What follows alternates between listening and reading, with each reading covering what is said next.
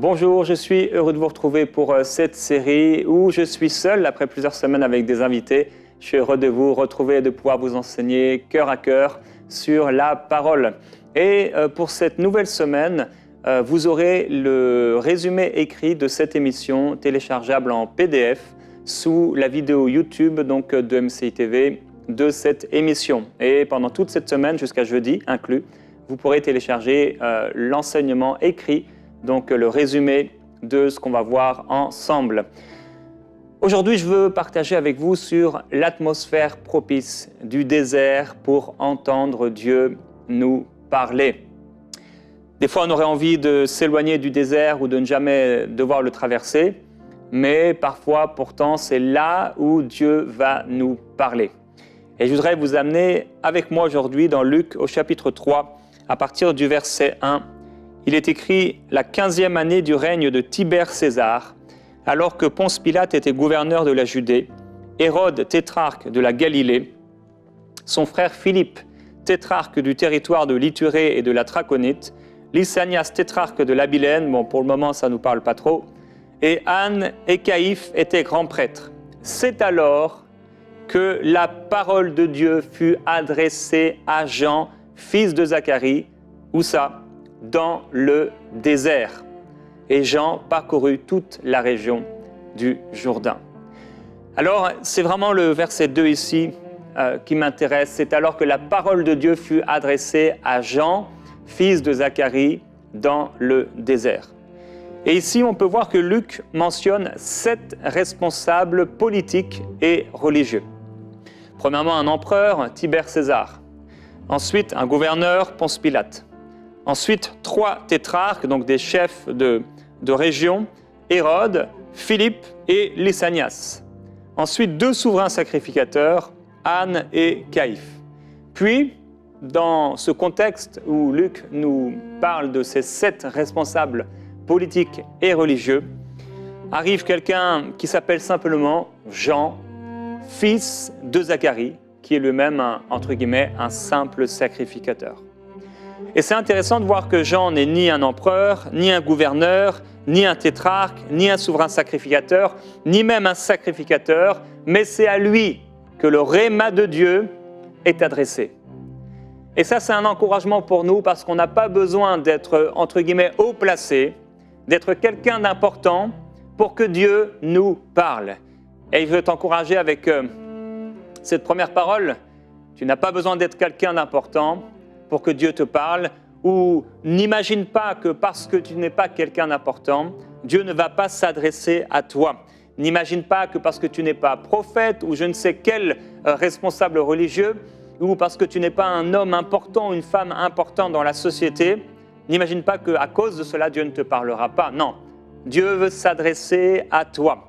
Et deuxièmement, ce qu'on remarque, c'est que la parole de Dieu n'est adressée à Jean, ni dans les palais, ni dans le temple, ni au cœur de la ville, ni même d'ailleurs dans une maison, mais dans le désert. C'est dans le désert que Dieu s'adresse à Jean. Alors, il faut parfois savoir aller dans le désert pour entendre Dieu nous parler. Ni dans les palais, ni dans le temple. Ça ne veut pas dire que Dieu ne pourrait pas parler dans ces endroits. Mais en tout cas, Dieu s'est adressé à Jean alors qu'il était dans le désert. Et d'ailleurs, il est écrit un peu plus tôt, au chapitre 1 et au verset 80 de Luc, « Le petit enfant grandissait et se fortifiait en esprit, en parlant de Jean-Baptiste. Il demeurait dans les déserts jusqu'au jour où il se présenta devant Israël, après que Dieu se soit révélé à lui, toujours là, dans le désert. » Alors, il faut savoir prendre le temps d'aller dans le désert alors qu'on est dans une vie occupée, parfois débordée. Et c'est un grand défi pour le disciple d'aujourd'hui. Non pas qu'à l'époque, il n'avait rien à faire, mais il est évident qu'aujourd'hui, il y a tellement de préoccupations. On a tous des montres, des téléphones qui nous indiquent l'heure. Tout est chronométré. C'est impressionnant comment on peut courir à longueur de journée. Je ne sais pas vous, mais j'imagine que la plupart d'entre vous courent. Vous courez parce qu'il y a tant de choses à faire, parce que la société a changé. Parce qu'on a fait travailler hommes et femmes, et pour toutes sortes de raisons, on court aujourd'hui. Alors, pendant qu'on est en train de courir, il faut savoir s'arrêter et savoir que Dieu est Dieu. Alors oui, la parole de Dieu peut s'adresser à l'homme partout, où qu'il soit. Avec Élie, par exemple, Dieu lui parle, qu'il soit dans la ville, qu'il soit dans le désert.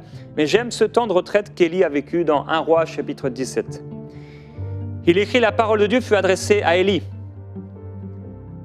Il lui dit « Pars d'ici en direction de l'Est et cache-toi près du torrent de Kéris, qui se trouve en face du Jourdain. Tu boiras de l'eau du torrent et c'est aux corbeaux que j'ai ordonné de te nourrir là. » Élie partit et se conforma à la parole de l'Éternel. Il alla s'installer près du torrent de Kéris qui se trouve en face du Jourdain. Les corbeaux lui apportaient du pain et de la viande matin et soir et il buvait de l'eau du torrent. Mais au bout d'un certain temps, le torrent fut à sec car il n'était pas tombé de pluie dans le pays. Alors la parole de l'Éternel lui fut adressée. Lève-toi et va à Sarepta. Il faut donc aller dans le désert, mais pas pour y mourir. Il doit s'y trouver de l'eau. Et si Dieu l'a amené dans le désert, c'était pour qu'il puisse boire aussi. Le but dans le désert et dans les temps de désert dans nos vies n'est pas de mourir de faim ou de soif. Un temps de mise à part n'est pas forcément une souffrance physique. C'est une souffrance pour la chair, mais pas cette chair, le corps, mais la chair, tout ce qui n'est pas renouvelé par la pensée de Dieu, pour l'âme. Et il va falloir se soumettre, et c'est le thème de cette semaine, soumets-toi à Dieu. Il va falloir se soumettre à la volonté de Dieu et changer et faire ce que Dieu nous demande de faire. Et donc, Élie se retrouve dans une sorte de retraite. Mais il n'est pas en train de jeûner. Il mange 2 fois par jour, matin et soir. Alors, manger 2 fois par jour, pour certains, c'est un véritable jeûne. Pour Élie, j'imagine que non. Une bonne retraite spirituelle n'est pas forcément un jeûne. Et on peut entendre Dieu, même après avoir mangé. Et ça va aider et soulager tous ceux qui n'aiment pas jeûner. Mais vous avez aussi besoin d'avoir des temps de jeûne, bien sûr. Mais qu'on mange de la nourriture ou qu'on n'en mange pas, on reste quelque part les mêmes. Par contre, c'est sûr que les temps de jeûne peuvent faciliter l'écoute de la parole de Dieu. Et je discutais dernièrement avec Frank. On riait ensemble sur nos différences. Lui, pour prêcher, a besoin d'avoir le ventre bien rempli, d'avoir bien mangé. Et moi, il faut absolument que mon ventre soit vide pour pouvoir prêcher. Alors, on a des différences les uns et les autres. Ce qui est important, c'est de pouvoir accomplir la volonté de Dieu. Mais ici, je ne parle pas particulièrement du jeûne, même si ça touche ce sujet, mais plutôt du désert, de cet endroit de mise à part où on est là avec Dieu. Donc, si Dieu nous demande de partir, il est important de partir. Dieu dit à Élie, pars d'ici et cache-toi. J'ai dit qu'il y avait 7 responsables religieux et politiques. Mais Jean-Baptiste s'est caché d'eux. Ou plutôt, peut-être, on devrait dire, Dieu a caché Jean-Baptiste d'eux. C'est Dieu qui l'a caché d'eux. Il y a des personnes dans notre entourage qui ne seront d'aucune aide. Et Dieu nous cache de leur présence. Il y a aussi des personnes qui sont aussi bonnes soient-elles, ne pourront pas avoir l'instruction que nous recherchons. Et ils ne savent pas répondre, elles ne peuvent pas répondre parce que ce sont des hommes. Elles peuvent être profondément gentilles, ces personnes, mais être limitées. Je suis limité. Et si vous veniez me voir, comme plusieurs viennent me voir, pour entendre la volonté de Dieu, pour espérer une prophétie, eh bien, je suis limité. Je ne pourrai pas répondre à 100% à vos besoins. Par contre, Dieu, non. Il peut répondre à tous vos besoins et il peut vous parler et il vous parlera dans le désert. Être humain, eh bien, ça ne suffit pas. On n'a pas toutes les réponses. Il y a des réponses que seul Dieu peut donner. Alors, aujourd'hui, c'est tellement difficile d'aller dans le désert. Je l'ai dit, on est tellement occupé chaque jour. Et pour certains, les vacances, c'est le moment où ils auraient peut-être pu entendre Dieu leur parler, mais ils veulent déconnecter complètement parce qu'ils sont chargés à longueur de jours, de semaines et de mois. Mais Dieu dit, pars d'ici. Et il y a 2 mois environ, lors d'une émission, le Seigneur m'a clairement parlé pendant que j'étais ici même, et il m'a mis à cœur d'encourager des personnes à aller dans le désert, à se mettre à part dans un temps de retraite. Vous pouvez partir quelque part, à l'hôtel par exemple, pour 1 jour, dans un endroit pour 2 jours ou pour 3 jours. L'important, c'est d'avoir un temps avec le Seigneur. Quand Dieu dit « pars d'ici », il faut partir. Ça ne sert à rien de rester si Dieu vous a dit de partir. Faites-le. Ce n'est peut-être pas facile de trouver un jour dans votre emploi du temps occupé, mais un jour dans la présence de Dieu vous permettra de gagner beaucoup de temps parce qu'en une journée, des choses et des problèmes que vous avez essayé de résoudre pendant des mois, en une journée, vous pouvez recevoir tellement d'instructions de la part du Seigneur. Et le but n'est pas, entre guillemets, de gagner du temps, mais d'être avec Dieu dans sa présence et de se laisser immerger, remplir de sa présence et de recevoir sa parole là, dans le désert. Il suffit d'un mot de sa bouche pour que la solution puisse être apportée. Une stratégie divine pour que les choses changent. Donc, Dieu dit à Élie, pars d'ici et cache-toi. Il y a des fois où si tu ne pars pas, tu ne pourras pas entendre sa voix. Si Dieu te dit que c'est là-bas qu'il te parlera, alors ça ne sert à rien de rester ici. Parfois, Dieu nous dit également de partir et de nous cacher pour nous protéger. Ne reste pas ici si c'est trop dangereux. Et ne te crois pas plus spirituel que le Seigneur Jésus-Christ qui lui-même, lorsque c'était dangereux, partait, passant au milieu d'eux, se cachant de ses ennemis pour se protéger. N'oublie pas que Jésus a dit, quand on vous persécutera dans une ville, fuyez dans une autre. Et se cacher ne veut pas forcément dire qu'on a peur, mais c'est parfois simplement une manifestation de la sagesse que Dieu nous a donnée. Dans Ézéchiel au chapitre 3, là encore la main de l'Éternel fut sur moi, dit Ézéchiel, et il me dit, lève-toi, va dans la vallée, et là je te parlerai. Je me levai et j'allais dans la vallée. Et voici la gloire de l'Éternel y apparut, telle que je l'avais vue près du fleuve Kébar, et je tombais sur ma face. L'Esprit entra en moi et me fit tenir sur mes pieds. Et l'Éternel me parla et me dit, va t'enfermer dans ta maison. J'aime ce passage lorsque Dieu dit à Ézéchiel, lève-toi, va dans la vallée, et là je te parlerai. Vous savez, il faut parfois aller dans la vallée pour que Dieu nous parle. Certaines vallées sont difficiles, mais si on a un cœur ouvert et qu'on cherche Dieu, on réussira à entendre sa voix. Et je veux faire une parenthèse par rapport à la vallée. J'aime dire et rappeler que Job n'a rien appris dans sa maladie. À la fin, Dieu lui a dit, mais qui est celui qui obscurcit mes desseins et mes plans par des discours dépourvus de savoir? Dieu va lui poser plus de 70 questions. Et Job va finir par dire au Seigneur, c'est vrai, tu as dit, qui ose, disais-tu, obscurcir mes plans par des discours dépourvus de savoir? Oui, j'ai parlé sans comprendre de choses merveilleuses qui me dépassent et que je ne connaissais pas.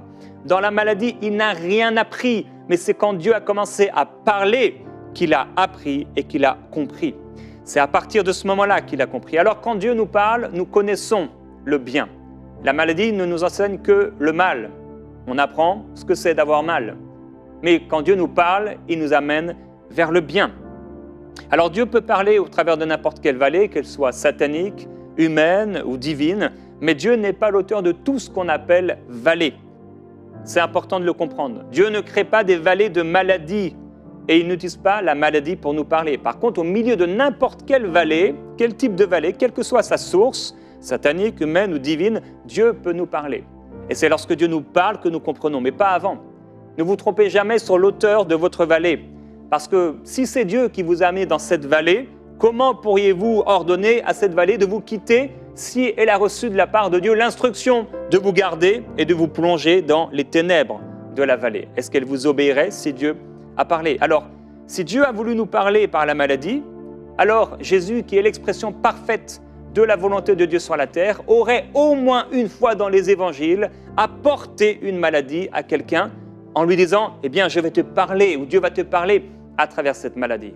Mais Jésus, qui était l'expression même de la volonté parfaite de Dieu sur la terre, n'a jamais amené la maladie de quelqu'un, mais de lieu en lieu, il allait et il délivrait tous ceux qui étaient sous l'emprise du malin. Et c'est la fin de la parenthèse sur la maladie. Donc, Dieu peut nous amener dans une vallée pour une courte durée.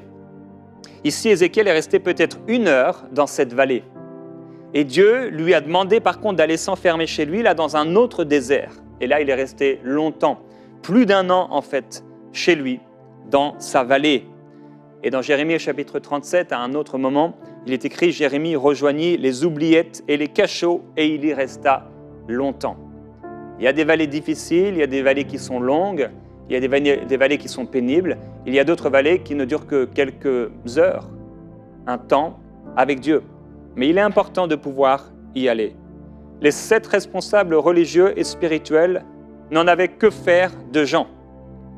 Il était pour eux dans les oubliettes, même si certains pharisiens et certains chefs religieux ont, pour ne pas perdre le pouvoir et essayer d'être amis avec celui qui avait la cote, entre guillemets, va s'approcher d'eux et Jean-Baptiste va être assez dur avec eux. Parfois on te méprisera, parfois on t'oubliera tout simplement. Comme cet homme pauvre et sage qui par sa sagesse a sauvé la ville. Mais la parole déclare dans l'Ecclésiaste que pourtant personne ne s'est souvenu de cet homme pauvre. J'aimerais te dire, ne t'inquiète pas de ce qu'on t'a oublié. Il y a des temps de vallée où Dieu va nous amener dans un endroit où tous nous ont abandonnés. Ce sont des types de vallées que nous pouvons rencontrer. On se retrouve seul. Les gens ont oublié ce qu'on a fait. On a méprisé. Il y a eu des erreurs, peut-être, des problèmes qui ont engendré l'entrée dans la vallée, peut-être. Et les gens se sont éloignés de nous. En tout cas, si tu dois aller dans le désert et être oublié par les gens, ne t'inquiète pas, cela fait partie du plan. Ne t'inquiète pas, car c'est là, dans le désert, que la parole de Dieu te sera adressée.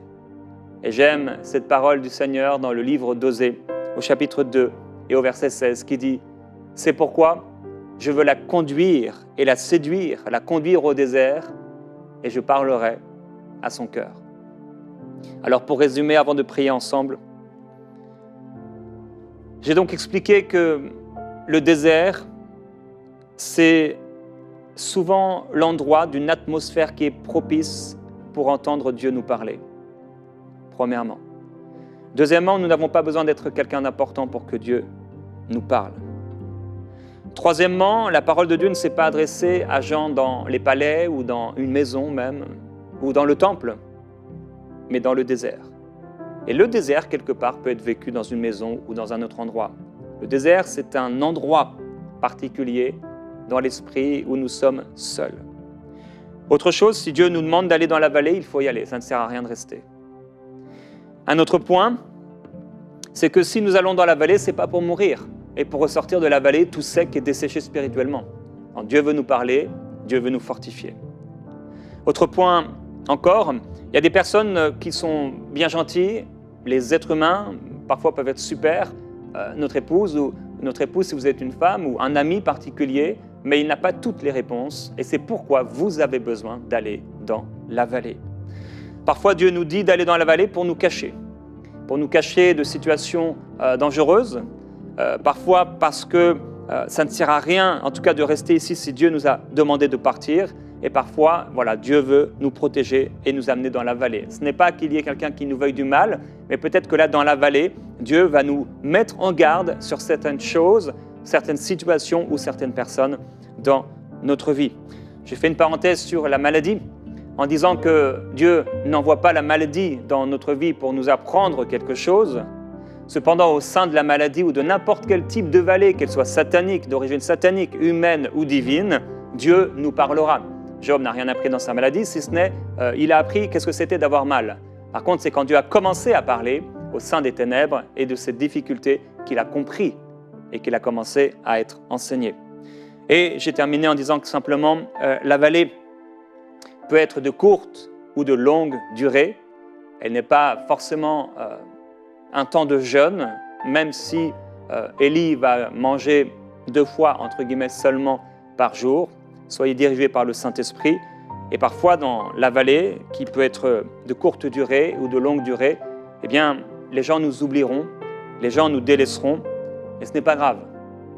Tu es seul avec le Seigneur, et il est important de pouvoir entendre ce que le Seigneur a en réserve pour toi. J'aimerais prier pour ceux qui disent « Moi, je veux aller dans la vallée. Je veux obéir au Seigneur. Tu me demandes d'aller dans la vallée, et je vais aller dans cette vallée. » Il y a des vallées qui sont imposées, qu'on subit. Il y a des vallées qu'on accepte parce que c'est un appel de la part du Seigneur. Père, je veux prier pour toutes les personnes que tu appelles à aller dans la vallée. Certaines personnes qui sont même en ce moment au cœur de la vallée et qui aujourd'hui sont fortifiées par ton esprit et par ta parole parce que tu leur montres que tu as voulu qu'ils traversent cette vallée. Je prie pour ceux, Père, qui ont cru de faux enseignements, en imaginant que tu as installé dans leur vie une maladie quelconque d'origine satanique pour leur apprendre quelque chose. Ta parole nous montre que tu parles par ton esprit, par ta parole. C'est là que nous sommes enseignés. Et Père, je prie que tout faux raisonnement ou toute fausse pensée qu'on pourrait avoir puisse disparaître au nom de Jésus-Christ. Je prie pour ceux qui sont dans la vallée en ce moment même, Père. Il y a des vallées où ils ont été délaissés, ils ont été abandonnés, et là ils sont seuls dans la vallée. Et je prie que dans la vallée, au lieu de s'apitoyer sur leur sort, même si, en effet, c'est un temps dur et difficile, où les larmes doivent couler, où le cœur doit être révélé, manifesté, les paroles doivent être dites, les choses doivent être réglées. Je prie que là, dans la vallée, ce frère, cette sœur, cette personne puisse te chercher et te trouver. Si tu nous amènes dans la vallée, Père, ce n'est pas pour nous faire mourir. Ce n'est pas pour qu'on ressente nos os tellement on n'a rien à manger ou à boire. Et c'est pour qu'on puisse se focaliser sur ce qui est vraiment important, alors que parfois nos agendas sont tellement remplis qu'on ne prend plus le temps de t'entendre et qu'on ne s'arrête plus pour t'écouter. Je prie pour ce frère, Père Céleste, pour cette sœur, qui est également chargée. Je prie pour ceux qui ne sont pas dans la vallée, mais qui se trouvent dans la ville, préoccupés, chargés d'un agenda qu'ils ne peuvent porter. Je prie qu'ils puissent avoir la sagesse de Moïse qui a été sur la montagne. Je prie pour ceux qui même sont en train de, entre guillemets, tourner leur pouce, n'ont rien à faire, et peut-être qui, comme Moïse, lorsqu'il était derrière ses brebis, a pris le temps d'aller à la montagne, là où tu t'es révélé à lui. Père, que ses frères, sœurs soient chargés, ou qu'au contraire, il n'ait, entre guillemets, rien à faire. Je prie, Père Céleste, qu'ils puissent aller au temps convenable, dans la vallée, dans le désert, pour t'entendre leur parler. Père Céleste, merci, parce que tu crées des déserts de solitude, parfois l'incompréhension, les relations difficiles nous amènent dans des types de déserts.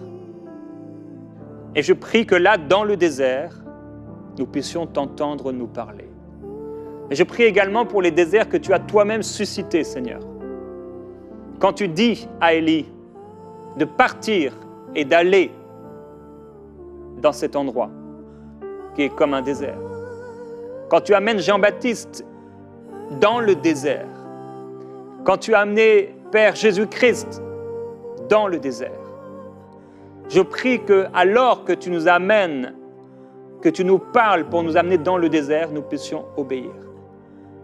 Père, je prie cela pour mes frères et sœurs.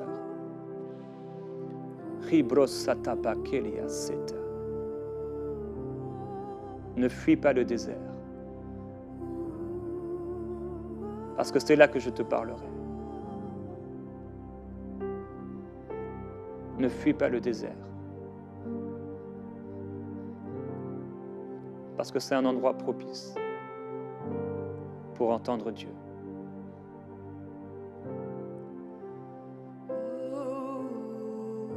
Et ce n'est pas même dans le temple que la parole de Dieu a été adressée à Jean. Puisque le temple était loin d'être ce que le Seigneur voulait. Au point où Jésus va chasser tous les vendeurs du temple. Ce temple qui n'était plus une maison de prière. Il est donc bien normal que Dieu ait révélé Jean-Baptiste hors du temple. Puisque dans le temple, on n'entendait plus Dieu.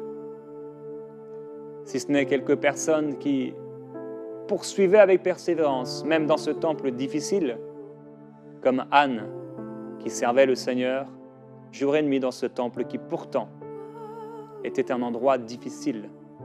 pour entendre Dieu. Je prie, Père Céleste, pour les personnes qui ont du mal à t'entendre même dans le temple. Tu les appelles non pas à fuir le temple, mais à entrer dans ce désert où tu leur parles. Pas pour fuir le temple, mais pour revenir dans le temple rempli du Saint-Esprit, comme Jésus l'a été. Quand tu as été dans le désert, Seigneur Jésus-Christ, premier endroit où tu as été, c'est là dans le temple. Et tu as ouvert le rouleau d'Ésaïe. Père, je prie pour les personnes qui ont des promesses, comme le Seigneur Jésus-Christ en avait. Des personnes qui doivent ouvrir le rouleau et entrer dans la manifestation de la promesse, mais qui refusent de passer par le désert. Père, je prie qu'ils y passent. Je prie qu'ils soient formés par le Saint-Esprit. Je prie que tu leur donnes la force, Seigneur Jésus-Christ, dans leurs épreuves et leurs difficultés, de tenir ferme, car ta parole déclare qu'après avoir tenu ferme, après avoir tout surmonté, Seigneur, tu nous fortifieras. Après les temps d'épreuves et de difficultés, après avoir été éprouvés, tu nous rendras inébranlables. Je prie pour ceux qui passent par des difficultés, Seigneur Jésus-Christ, qu'ils puissent comprendre et discerner la différence entre les vallées sataniques, humaines, ou celles que tu as toi-même créées. Et je prie que là, dans la vallée, dans le désert, ils puissent être remplis du Saint-Esprit, fortifiés dans leur cœur par ta parole, et que là, dans la vallée, dans le désert, ils puissent prendre le temps de méditer ta parole, qu'ils puissent saisir les révélations des Écritures, qu'ils puissent recevoir, comme Jésus qui a ouvert le livre d'Ésaïe, la parole précise dont ils ont besoin. Comme Jean-Baptiste dans le désert, entendre ta parole leur être révélée. Je prie qu'il en soit ainsi au nom de Jésus-Christ dans leur vie, par ton esprit. Père, oui, que l'atmosphère propice du désert vienne sur eux.